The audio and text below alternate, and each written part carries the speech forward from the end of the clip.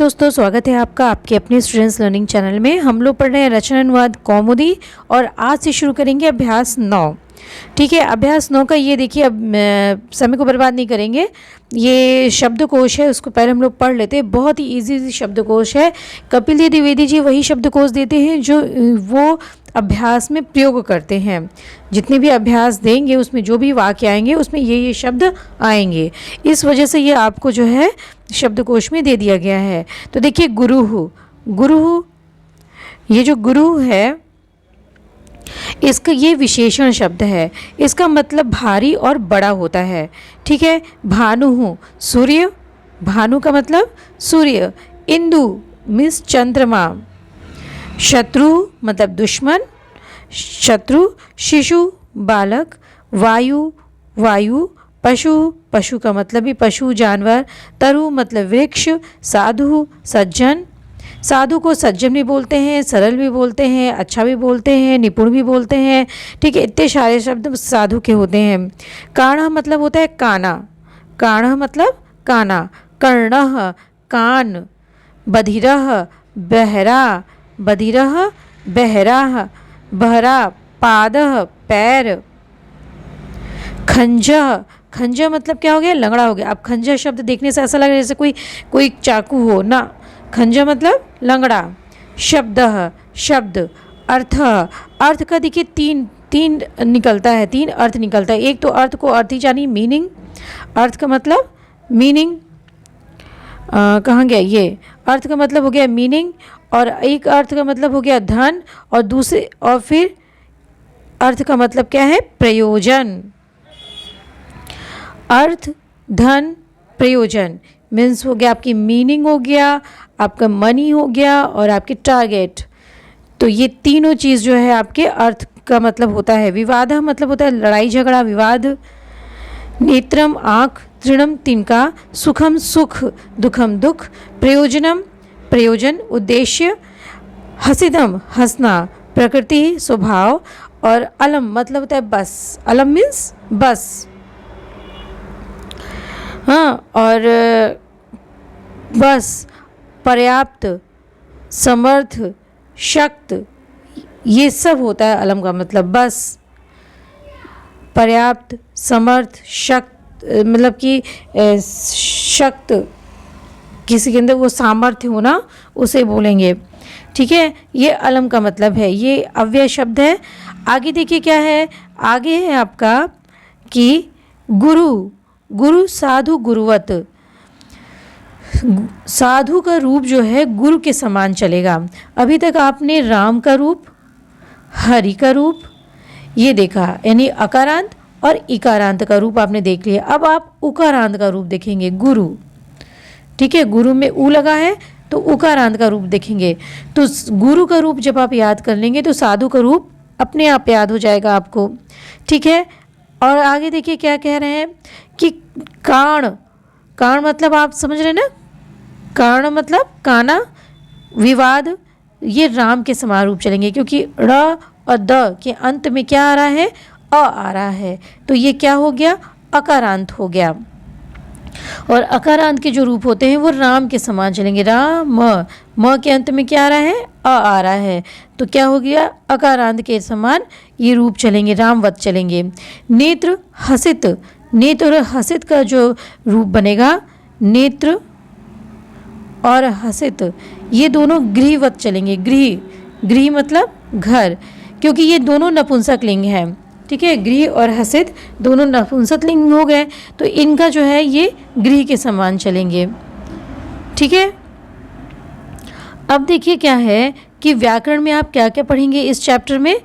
पढ़ेंगे आप गुरु, गुरु का रूप पढ़ेंगे आप इस चैप्टर में। विधिलिंग, आप धातु में विधिलिंग लकार को देखेंगे, रूप में गुरु के रूप को देखेंगे और धातु में विधिलिंग लकार। ठीक है, तृतीय आपने लट लकार, लोट लकार, लंग लकार आपने पढ़ लिया है। ठीक है, तो लट लकार और लंग लकार पढ़ लिया है। ठीक है, और लृट लकार को पढ़ लिया है। लोट लकार नहीं पढ़ा है, लृट लकार को पढ़, लोट लकार भी आपने पढ़ लिया है। ठीक है, लट लोट लृट। अब जो देखेंगे वो है विधिलिंग लकार को देखेंगे। ठीक।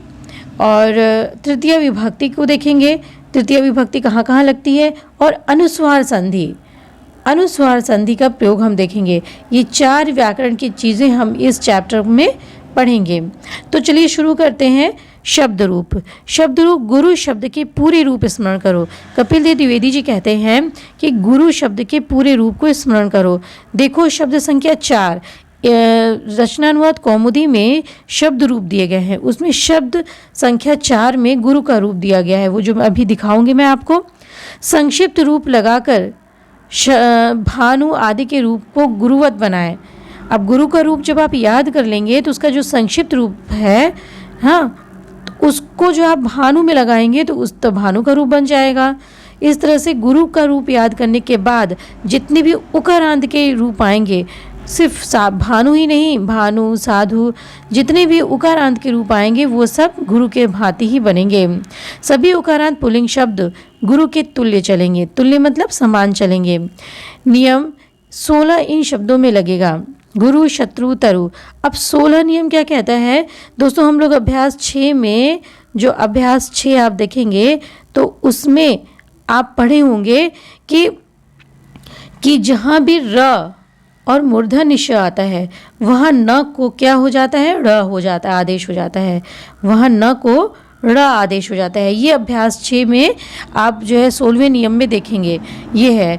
तभी ना आप जैसे कि राम का रूप जब आप याद करते हैं तो रामाणाम बोलते हैं। क्या बोलते हैं? रामाणाम। क्यों? र क्यों आया? क्योंकि यहाँ पे र था, र विद्यमान था। यही 16वां नियम कहता है, अभ्यास 6 का 16वां नियम यही कहता है कि र और मूर्धन्य ष जहाँ भी आएगा तो वहाँ पे न का प्रयोग नहीं होगा, र का प्रयोग होगा। ठीक है। जैसे आप कवि का रूप देखेंगे तो कविना, ना देखेंगे, ना आया, कवीणा नहीं आया, कवीना आया है। क्यों न आया है? क्यों? क्योंकि वहाँ पे र और मूर्धन्य ष नहीं है कवि में, इस वजह से। ठीक है। तो यही समझा रहे हो कि नियम 16 इन शब्दों में लगेगा। गुरु, शत्रु, तरु। क्यों लगेगा? क्योंकि देखिए गुरु में भी र है, शत्रु में भी र है, तरु में भी र है, इस वजह से न को न हो जाएगा। जैसे गुरुणा, गुरुणाम, शत्रुणा, शत्रुणाम इत्यादि। ठीक है। और फिर देखिए धातु रूप। धातु रूप इसको हम लोग पढ़ लेते हैं, उसके बाद हम लोग गुरु का शब्द रूप देखेंगे। पहले हम लोग धातु रूप को देख लेते हैं। धातु रूप में विधिनी लकार को देखिए दोस्तों, कि विधिनी लकार क्या कहता है कि विधिनी लकार का मतलब है कि आज्ञा, चाहिए अर्थ में आज्ञा यहाँ पे कह दिया गया है। तो यहाँ पे लोट लकार मत समझ लीजिएगा। विधिनी लकार जब होता है तो वो संभावना के अर्थ में होता है। ठीक है, संभावना। आप कंफ्यूजन पैदा ना हो आपको, इस वजह से आप इसमें आज्ञा हटा दीजिए। क्यों? क्योंकि आज्ञा जहाँ पे आ जाएगा वहाँ पे लोट लकार हो जाता है। कौन सा लकार हो जाता है? लोट लकार हो जाता है। अब द्विवेदी जी ने यहाँ पे लिखा है तो कुछ सोच के ही लिखा होगा, लेकिन यहाँ पे यदि आप ऐसी आज्ञा को देखेंगे तो आप कंफ्यूज हो जाएंगे, क्योंकि विधिनी लकार को हमेशा चाहिए के अर्थ में पढ़ा करिए। ठीक है। तो आज्ञा न देखिए करिए, आज्ञा, आदेश, और जहाँ भी होगा वहाँ पे लोट लकार होगा। और विधिनी लकार चाहिए के अर्थ में होता है। ठीक है। संभावना का अर्थ होता है, चाहिए का अर्थ होता है, विधि होती है, उसमें कानून होता है। ठीक है। ये होना चाहिए, हमें ब्रश करना चाहिए, हमें सुबह उठना चाहिए, इस तरह के जो शब्द होंगे वहाँ पे क्या होगा? विधिनी लकार होगा। तो देखिए इसका रूप भू धातु का रूप है। भू धातु ये है, भू धातु है। अब भू मूल धातु है और इसको बनता कैसे है? भव से बनता है। कैसे बनता है? ये भव से बनाया जाता है। भवती, भवतः, भवंती लट लकार में आता है ना। भवतु, भवताम, भवंतु लोट लकार में, भविष्यति, भविष्यतः, भविष्यन्ति ऋट लकार में। हाँ, अभवत, अभवताम, अभवत, अभवताम, अभवन ये लंग लकार में। तो अब ये जो है विधिनी लकार है, तो विधिनी लकार में देखिए कैसे है? भवेत, क्या रहे दोस्तों? भवेत, भवेताम, भवेयुः, भवे, भवेतम, भवेत, भवेयम, भवेव, भवेम। अब एक चीज़ कॉमन है इसमें, ए करके आ रहा है ना। एक चीज़ ये कॉमन है, आप इसका जो है ना शॉर्टकट इस हमेशा याद रखिए। हाँ, और एक ये भी याद रखिए कि आप लंग लकार में हलंत, आपने लंग लकार में क्या देखा था धातु रूप में? हलंत, हलंत, विसर्ग, फिर हलंत। प्रथम पुरुष, मध्यम पुरुष और उत्तम पुरुष। प्रथम पुरुष में हलंत, विसर्ग, हलंत, ये आपने पढ़ा था। फिर हलंत, हलंत, फिर हलंत, ये था बंदूक के रूप में पढ़ा था आपने लंग लकार में। ठीक है, अब विधिंग लकार में देखिए दोस्तों थोड़ा सा अंतर हो जाता है। क्या हो जाता है इसमें कि देखिए ऐसे है कि विधिंग लकार में हमेशा हलंत, एक तो हलंत रहेगा ही, जैसे लोट लकार लंग लकार में था हलंत, विसर्ग, हलंत। ठीक है, प्रथम पुरुष, मध्यम पुरुष, उत्तम पुरुष में हलंत, विसर्ग, हलंत रहेगा। फिर उसके बाद हलंत, हलंत।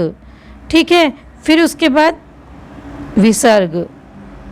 ठीक है, प्रथम पुरुष के बहुवचन में विसर्ग रहेगा। यही अंतर आ जाता है, क्योंकि लंग लकार में प्रथम पुरुष के बहुवचन में हलंत होता है, हलंत होता है, लेकिन यहाँ पे विसर्ग रहेगा। हाँ, ये हमेशा याद रखिए। देखिए भवेत, भवेत, भवेत, भवेताम, भवेयुः, भवेत, भवेत, भवे, भवेयम, हलंत, विसर्ग, हलंत है, फिर हलंत, हलंत है, फिर विसर्ग है। ठीक है, इसको आप हमेशा याद रखिए, तो आपको जो है ना कभी आपका जो ये गलत नहीं होगा धातु रूप। और देखिए फिर उसके बाद देखिए इसका अंतिम में जो संक्षिप्त रूप है वो क्या आ रहा है? एत, एताम, एयुः, एह, एतम, एत, एयम, एव, एम। तो ये आप जो है संक्षिप्त रूप किसी भी धातु में, मूल धातु में लगा करके, किसी भी मतलब धातु में लगा करके आप जो है विधिंग लकार को बना सकते हैं। ठीक है, तो इसको याद करना बहुत ज़रूरी है दोस्तों। आप अपना ट्रिक सोचिए याद करने का, कैसे आप याद कर सकते हैं। तो देखिए क्या है, एक बार फिर से पढ़ते हैं। भवेत, भवेताम, भवेयुः, भवेः, भवेतम, भवेत, भवेयम, भवेव, भवेम। याद तो आप ऐसे करेंगे, लेकिन आप हमेशा इसको भी याद रखे रहिए, हलंत, विसर्ग, हलंत को हलंत, हलंत और विसर्ग। ठीक, तो जब आप इसे याद रखे रहेंगे तो आपको लिखने में क्या होगी, बहुत आसानी होगी और आपका अशुद्ध नहीं होगा। ठीक, अब इसी के आधार पर ये कह रहे हैं कि संक्षिप्त रूप लगाकर पठ आदि के रूप बनाइए। पठेत, लिखेत, गच्छेत, पश्येत। पठेत यदि हम पठ धातु लगा के कैसे बनाएंगे दोस्तों?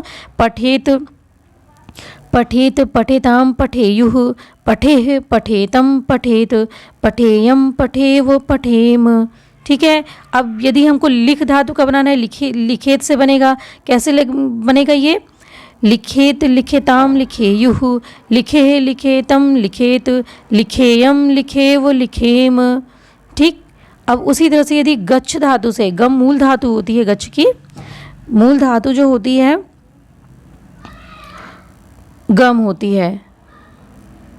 ठीक है, ये गम मूल धातु होती है और किससे बनता है? गच्छ से बनता है। तो गच्छ से जब बनेगा तो हम कैसे बनाएंगे? देखिए, गच्छेत, गच्छेताम, गच्छेयुः, गच्छेः, गच्छेतम, गच्छेत, गच्छेयम, गच्छेव, गच्छेम।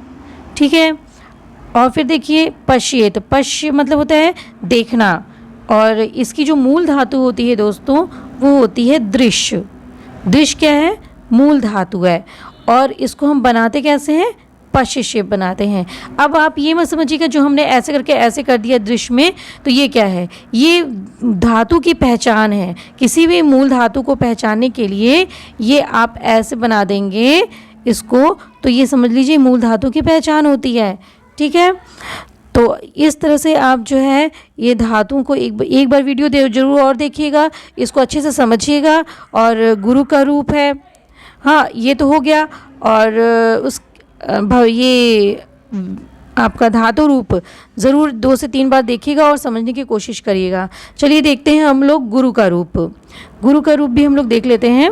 देखिए द्विवेदी जी ने कहा था ना कि चौथा नंबर का जो है आपका रचनानुवाद कौमुदी में वो गुरु का रूप है। तो गुरु के रूप में ये प्रथमा है। देखिए प्रथमा, द्वितीया, तृतीया, चतुर्थी, पंचमी, षष्ठी, सप्तमी और संबोधन। ठीक है। तो अब देखिए इसको हम लोग ये एक वचन है, ये द्विवचन है और ये बहुवचन है। तो अब हम इसको कैसे याद करेंगे? गुरुहु गुरुम गुरुणा गुरुवे, गुरुहु गुरुहु गुरु गुरु। तो अब ये देखिए दोस्तों कि यहाँ पे कॉमा दिया है, यानी कि यहाँ पे भी गुरु है। ठीक है, तो आप जो है इसको उंगलियों पे याद करिए, बहुत अच्छे से याद हो जाएगा। गुरुहु गुरुम गुरुणा गुरुवे, गुरुहु गुरुहु गुरु गुरु। गुरु गुरु देखिए बड़ा रू है, छोटा रू नहीं है, बड़ा रू है। गुरु गुरु, गुरुभ्याम गुरुभ्याम गुरुभ्याम, गुरुवोह हे गुरु।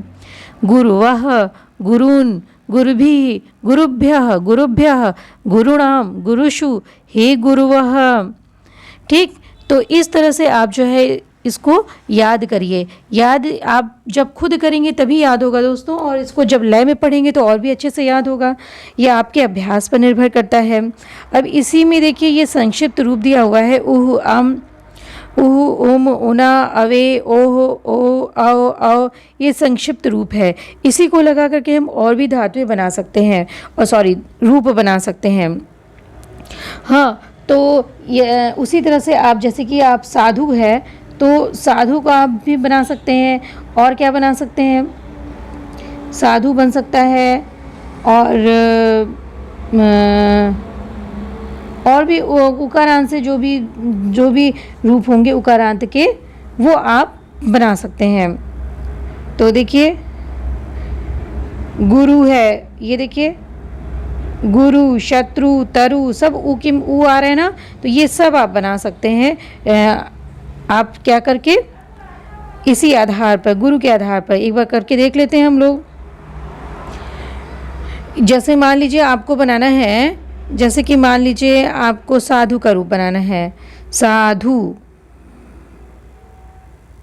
साधु, तो एक चीज़ आप याद रखिए, साधु का जब रूप बनाएंगे तो उसके जो है उसमें ड़ा, हाँ, और ये षष्ठी के ड़ा में ड़ा नहीं रहेगा, ना रहेगा। क्यों? क्योंकि साधु में कहीं भी र और मूर्धन्य श नहीं आ रहा है। ठीक है, ये जो नियम 16 हमारा कहता है उसके अनुसार। तो अब हम साधु का रूप कैसे बनाएंगे दोस्तों? तो देखिए कैसे बनाते हैं हम लोग साधु का रूप। साधु साधु साधुम साधुना साधुवे साध्वे साधु साधु साधव हे साधु। ठीक, साधु साधु साधुभ्याम साधुभ्याम साधुभ्याम साध्वो साध्वो हे साधु।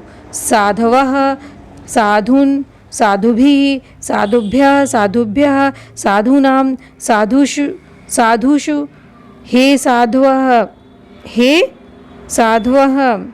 अब ये देखिए यहाँ पे दोस्तों शु है ना, तो वहाँ पे सु रहेगा।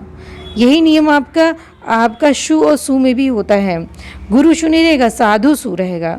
ठीक है, साधु शु न के मूर्धन्य स न के दंती स रहेगा। ठीक, तो ये सब छोटी छोटी चीज़ों को याद करते हुए आप इस तरह से रूप को बना सकते हैं। जितना अभ्यास करेंगे आप उतना ही उसमें पारंगत होंगे, उतना ही आपको अच्छा भी लगने लगेगा, मज़ा भी आने लगेगा संस्कृत पढ़ने में। तो दोस्तों मिलते हैं आपसे अगले वीडियो में। इस अभ्यास 8 के अगले व्याकरण के साथ में जो हम लोग को पढ़ना है, साथ में व्याकरण आपको पढ़ना है। विधि लकार हो गया, तृतीय विभक्ति पढ़नी है, और अनुस्वार संधि है। इसके जो नियम पढ़ने हैं वो हम लोग पढ़ेंगे। और तो मिलते हैं अगले वीडियो में, तब तक के लिए विदा चाहूँगी आपसे। नमस्कार।